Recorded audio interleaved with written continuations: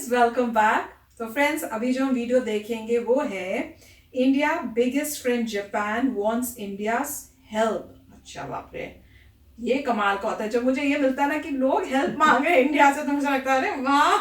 तो friends, video देखते हैं, पर उससे पहले अगर आप इस चैनल पर नए हो और आपने अभी तक सब्सक्राइब नहीं किया है तो सबसे पहले नीचे जो सब्सक्राइब का बटन है उसको क्लिक कर लो, साथ में बेल आइकन को भी, ताकि आपको हमारे सारे न्यू वीडियोस जब भी हम अपलोड करते हैं उसका आपको नोटिफिकेशन मिल जाए।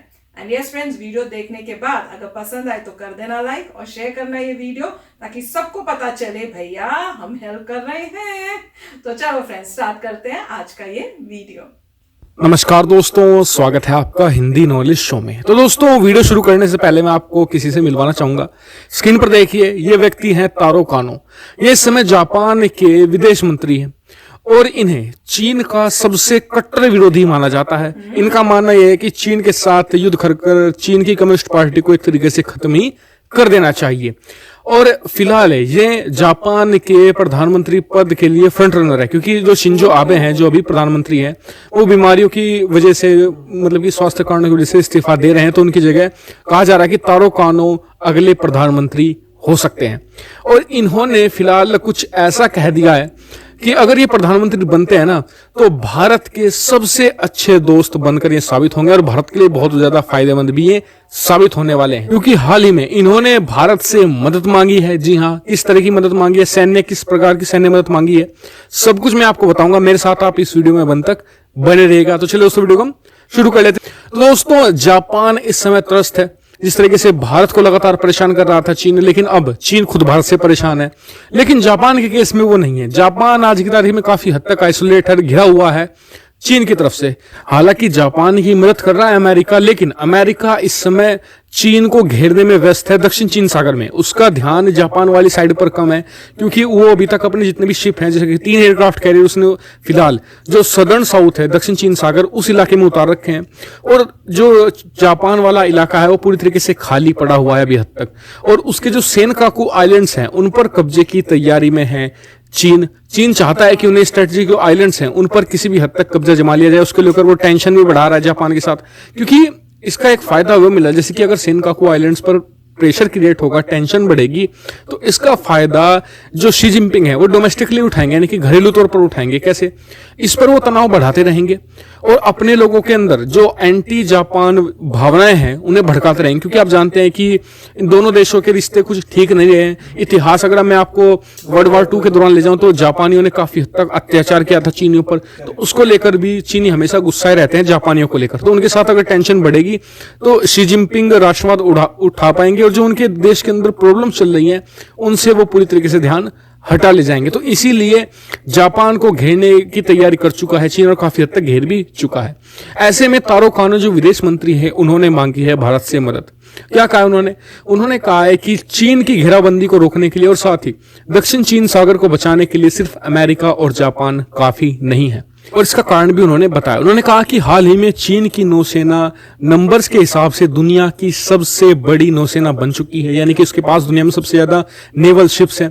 तो वो अलग अलग जगहों पर इन्फिल्ट्रेट कर रही है और इसको लेकर वो लगातार एग्रेसिव है, अपने पड़ोसियों को तंग कर रहे हैं। तो भारत की सेना ही एकमात्र ऐसी है जो चीन को मजा चखा सकती है। उसका एक उदाहरण ये भी है कि हाल ही में चीन अपने हर एक पड़ोसी पर हावी रहा है, लेकिन भारत की एकमात्र सेना ऐसी है जिसने चीन को उसी की भाषा में जवाब दिया है। और आज की तारीख में तो हालात ही हैं, पिछले 15 दिनों में इतने हालात चेंज हो चुके हैं कि अब चीन की सेना खुद भारत से तंग है कि ये तो हमारी सीमाओं में घुस रहे हैं, लगातार हमारे जो पॉइंट्स हैं वो कैप्चर कर रहे हैं, तो वो खुद भारत से तंग है। तो यानी कि जापान को भी ये बात पता लगी है कि भारत ही एकमात्र देश है जो चीन को ठिकाने लगा सकता है, क्योंकि बाकी सारे देश आज भी जूझ रहे हैं किसी तरीके से अपनी सीमाएं बचाने के लिए चीन से, लेकिन भारत ही एकमात्र देश है जो चीन को सबक सिखा रहा है, उसके पॉइंट्स पर कैप्चर कर रहा है, उसकी सीमाओं के पास जो स्ट्रेटेजिक हिल्स हैं उन पर कब्जा भारत ही एकमात्र जमा रहा है। तो इसीलिए जो तारो कानो है, जो विदेश मंत्री हैं और अगले प्रधानमंत्री हो सकते हैं, उनका कहना है कि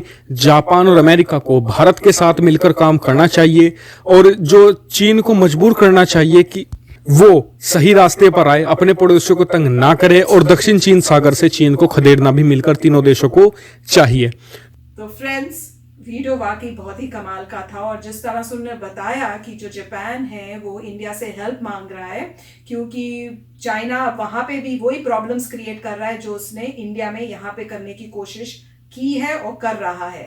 तो अब वो बता रहे हैं कि अमेरिका तो उनकी हेल्प करता है जापान की, पर अभी वो अपना बिजी हैं और यहाँ पे वो ओपन हो गए हैं। तो उनको लग रहा है कि यहाँ पे अगर इंडिया अपने थोड़ी जो है नेवल शिप्स यहाँ भेज दे तो उससे हेल्प होगी। अब क्वेश्चन उन्होंने पूछा कि क्या इंडिया को हेल्प करनी चाहिए। मैं तो ये कहूँगी इंडिया तो एक ऐसी कंट्री है जब कोई किसी हेल्प मांगता है ना बोलती नहीं है।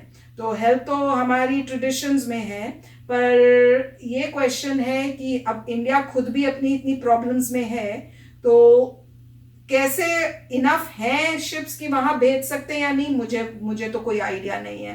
पर आई एम श्योर कि अगर हेल्प की जरूरत है तो इंडिया डेफिनेटली हेल्प करेगा जापान की। और अगर फ्रेंडशिप जैसे वो बता रहे हैं कि बहुत अच्छी होगी अगर ये प्रेसिडेंट बन जाए, तो मेरा तो यही होगा कि भाई वो बन जाए ताकि सब मिलके चाइना को कंट्रोल कर सके और उसको बता सकें कि भाई जो आप तुम कर रहे हो वो टोटली अनअक्सेप्टेबल है पूरे वर्ल्ड को। तो फ्रेंड्स, वीडियो बहुत ही अच्छा था और काफी चीजें मुझे पता चली।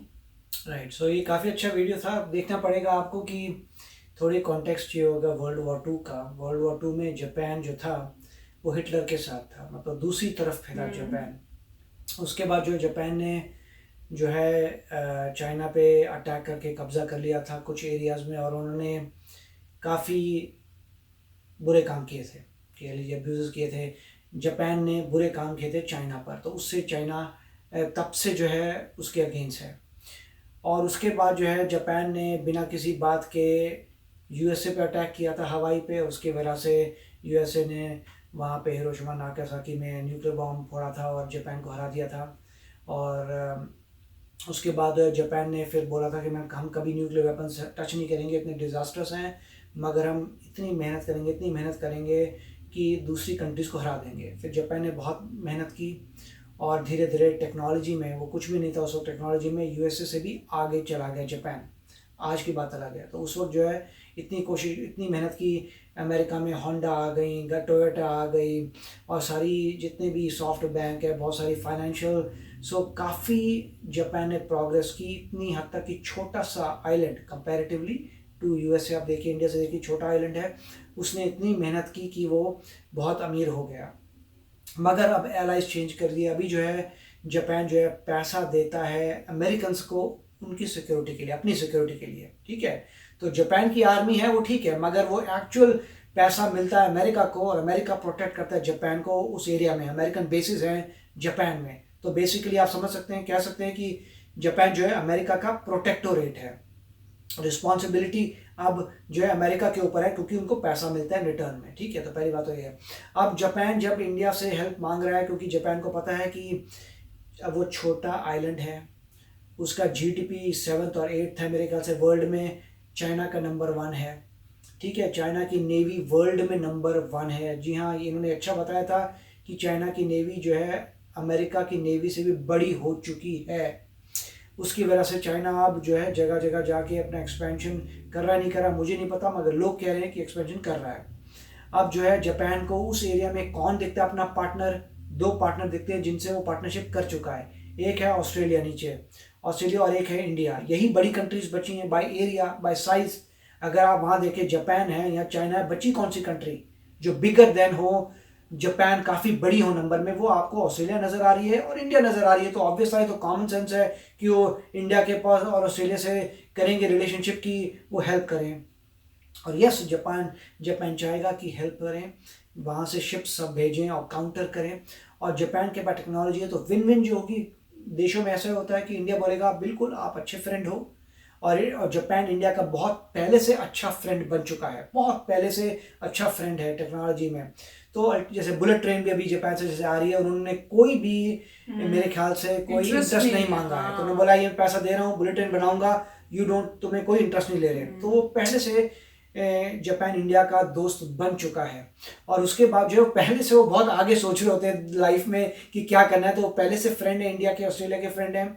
और जो है अब जो है इंडिया को डेफिनेटली हेल्प करनी चाहिए, परंतु किसी भी कंट्री में ट्रेड होता है तो वो कहेंगे देखिए आप टेक्नोलॉजी आपके पास है, आप टेक्नोलॉजी दीजिए, इन रिटर्न हम अपने फोर्सेस को भेजेंगे इस एरा में आपकी हेल्प के लिए। तो हमेशा इस तरीके से नेगोशिएशन होगा। तो क्या इंडिया हेल्प करेगी? ऑफ कोर्स इंडिया हेल्प करेगी, क्यों नहीं करेगी।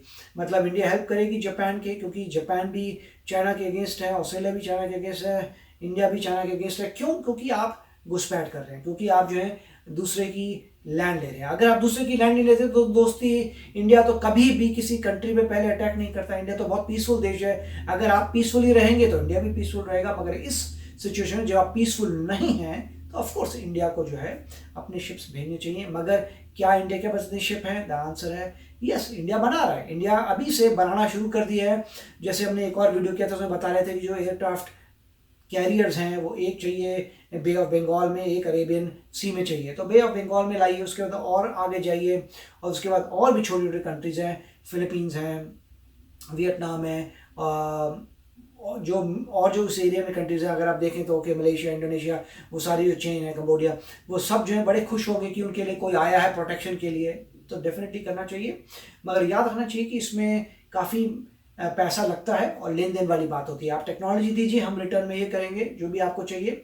और इंडिया को इंडिजिनस होना पड़ेगा और सबसे की वही है आत्मनिर्भर भारत। इंडिजिनसली अगर आप जो प्रोड्यूस करते हैं और ऐसी चीज़ करते हैं जो आपके पास सुपीरियर हो, मतलब कोई भी चीज़ को आगे बढ़ने के लिए आपको कोई ऐसी चीज़ करनी पड़ती है जिससे सुपीरियर हो दूसरी कंट्री से, और वही इंडिया करने की कोशिश कर रहा है कि किसी एक चीज़ से सुपीरियर, फिर धीरे धीरे सुपीरियरिटी बढ़ती जाती है और जगहों में। तो काफ़ी अच्छा वीडियो था एंड डेफिनेटली अब डायनेमिक्स देखिए वर्ल्ड के कैसे चेंज हो गए हैं। आपको नज़र आ रहा है कहाँ जापान जो था अगेंस्ट था यूएसए के, अब यूएसए का एलाई है, यूएसए से पैसा भेजता है अपनी प्रोटेक्शन के लिए। और जापान ने कई देशों से सॉरी भी मांगा है। मतलब वो इतना सुधर गया था कि उसने कईयों को ऑफिशियली बोला है कि we are sorry for doing the abuses. ठीक है, वो उस वक्त जो माइंडसेट था वो हिटलर का माइंडसेट था जापान में, अब वो खत्म हो चुका है। जैसे जर्मनी में हिटलर का माइंडसेट खत्म हो चुका है।